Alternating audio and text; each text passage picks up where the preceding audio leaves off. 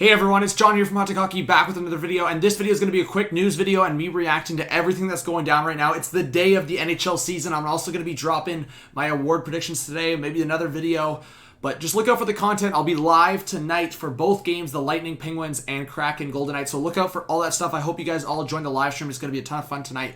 But just to go over a bunch of news, a lot of stuff is happening on opening day. So starting with Joe Sakic announces that Nathan MacKinnon tested positive for COVID, asymptomatic, but will miss Wednesday's game. So we'll miss the game tomorrow and potentially could be out on the weekend. So that's massive news. Hopefully it doesn't progress and we see a bunch of situations like this. I really don't want to have to see it.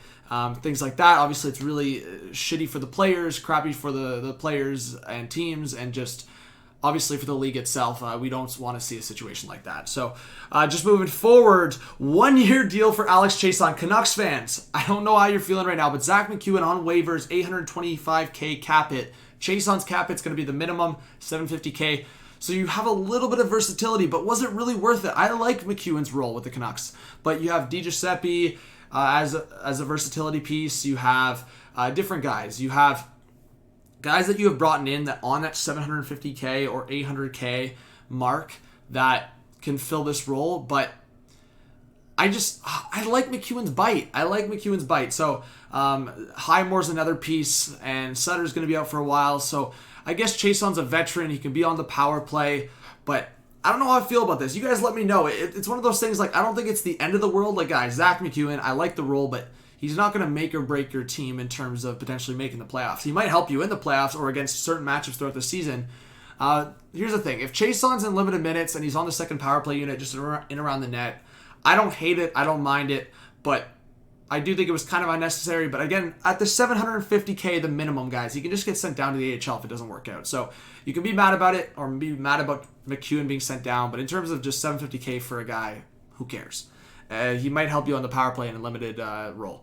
All right, let's go to the next piece of news here. Nick Suzuki, I just wanted to react to this quickly. I love this for the future. People are already like, man, look at his production and you're paying him this?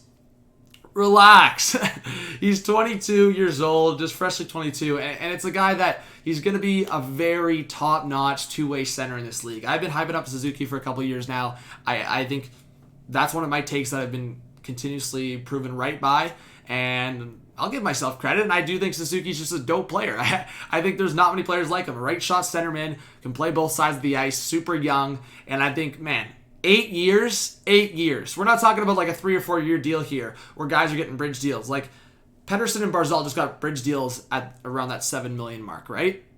Suzuki, 8 years for $7.875. I think this is a top-notch deal for the Habs. I think in 3-4 years, this is going to look like a genius deal. And again, right now, I feel like maybe it's a little bit of a stretch, but in 3 or 4 years, again, it's going to look real good. All right, go to the next piece. Kravtsov requesting or wanting a trade, and it looks like he's also refusing his assignment to the Wolfpack. Man, this is just becoming another situation for the Rangers that they just don't need. We saw it like the Elias Anderson stuff, and now another younger player. To me, I think he should have just made the team, but in his own perspective, man, just go down the AHL, prove these guys wrong, and in 10 or 20 games, like whatever, you're going to get called up again. So I think it's kind of a bunch of baloney on both sides here. But if they trade Kravtsov, they better get good value back. And yeah, we'll see what happens. Also, Dylan Strome apparently being shot by the Blackhawks, or Saravelli says there's some interest out there, and the Blackhawks could potentially be moving Dylan Strome. So look out for that as well. I mean, we've seen Dylan Strome traded already, and I mean, it was a situation where we saw the fit, and it was a good fit with Chicago. But now it seems like he's losing his spot potentially. Other guys have kind of made their mark on this roster, and Dylan Strome might be on his way out, might be the odd man out. So we'll see what happens. I do like the potential for a lot of playoff teams. So go look at this guy and go, hey, Dylan Strome could be a second or third line center or a winger.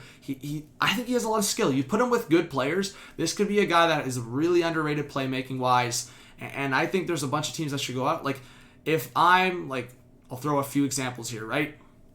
If I'm the New Jersey Devils or the Toronto Maple Leafs or the Minnesota Wild or a bunch of teams out there, right? The Devils, maybe not so much because they have the center depth, but if they wanted a winger, it would maybe be a fit. But the Leafs maybe. I think the Wild could use a center for sure. And again, I'm just thinking on the top of my head right now, there's other teams out there. So I think Dylan Strome should get a lot of interest. Even for a team like Colorado. I mean, I think they could use another guy in their top 9.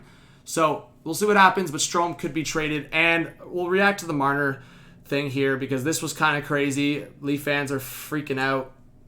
I hope he's all right. This was kind of dumb on Simmons' part. So it looks like he catches his head or something. We're not sure exactly what happened. But Marner did go talk to the trainer. He left for precautionary reasons. So we will see what happens. But it doesn't seem like it's a major concern right now in terms of long term. But I really wouldn't want to see Marner even miss games at this point because there's no Matthews, right? So we'll see what happens. I said that a few times. So thank you so much, guys. I mean, that is the word, right? Right now, we'll see what happens because there's so much with COVID and waivers and especially at the start of the year when the rosters are forming just on the hockey side. You always see a bunch of movement. So more so than any other year, there's a lot of chaos happening right now, a lot of stuff going down. So I'm going to keep making videos, keep streaming for you guys every night, almost every night. This Friday and Saturday I won't be, but go look at my streaming schedule. I dropped it in the community tab. Hit that subscribe button, drop a like, leave your thoughts in the comment section. This was John from Hot Take Hockey. Have a good one. Peace out.